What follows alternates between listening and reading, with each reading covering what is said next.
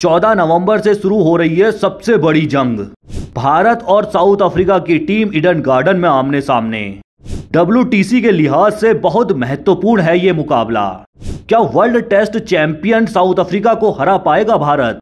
भारत और दक्षिण अफ्रीका के बीच पहला टेस्ट मैच 14 नवंबर से कोलकाता के ऐतिहासिक ईडन गार्डन्स में खेला जाएगा। यह मुकाबला खास इसलिए भी है क्योंकि भारत 6 साल बाद इस मैदान पर टेस्ट क्रिकेट खेलेगा।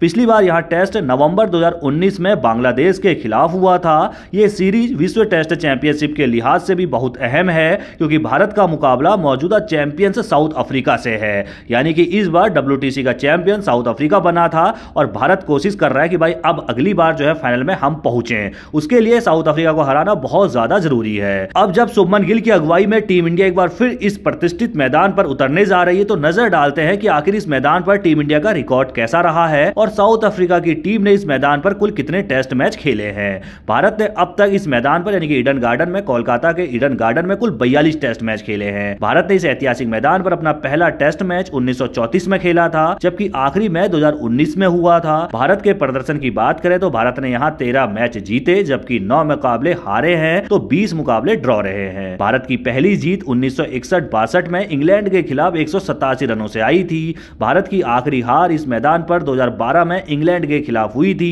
ईडन गार्डन्स की काली मिट्टी की पिच बल्लेबाजों के लिए हमेशा मददगार रही है। यहां VVS लक्ष्मण का नाम सबसे ऊपर आता है जिन्होंने 10 मैचों में 1217 रन बनाए हैं। दूसरे पायदान पर राहुल द्रविड़ आते हैं जिन्होंने 962 रन बनाए हैं। वहीं सचिन तेंदुलकर के बल्ले से इस मैदान पर 872 रन आए हैं। यह पिच स्पिनरों के लिए भी हमेशा फायदेमंद रही है। हरभजन सिंह ने यहां 7 मैचों में 46 विकेट लेकर शीर्ष स्थान हासिल किया है। इसके बाद अनिल कुंबले और बिशन सिंह बेदी के नाम आते हैं। तेज गेंदबाजों में कपिल देव ने यहां अच्छा प्रदर्शन किया है। अब अगर बात करते हैं भारत के स्क्वाड का कि यानी कि साउथ अफ्रीका के खिलाफ भारतीय टीम का जो ऐलान हुआ है उसमें शुभमन गिल कप्तान है, ऋषभ पंत विकेट कीपर है और साथ में उप कप्तान की जिम्मेदारी भी ऋषभ पंत के हाथों में है। इंग्लैंड में चोटिल हुए थे, उसके बाद उन्होंने वापसी की है। यशस्वी जायसवाल है, KL राहुल है, साई सुदर्शन है, देवदत्त पडिक्कल है, ध्रुव जुरेल है, रविंद्र जडेजा है, वॉशिंगटन सुंदर है, जसप्रीत बुमराह है, अक्षर पटेल है, नीतीश कुमार रेड्डी है, मोहम्मद सिराज है, कुलदीप यादव है और आकाशदीप की भी यहां पर वापसी हुई है। टेस्ट सीरीज का पहला मैच कोलकाता के ईडन गार्डन में 14 नवंबर से खेला जाएगा। जैसे मैंने आपके सामने रिकॉर्ड रखा पूरा कि ईडन गार्डन्स में भारत का कैसा रिकॉर्ड है,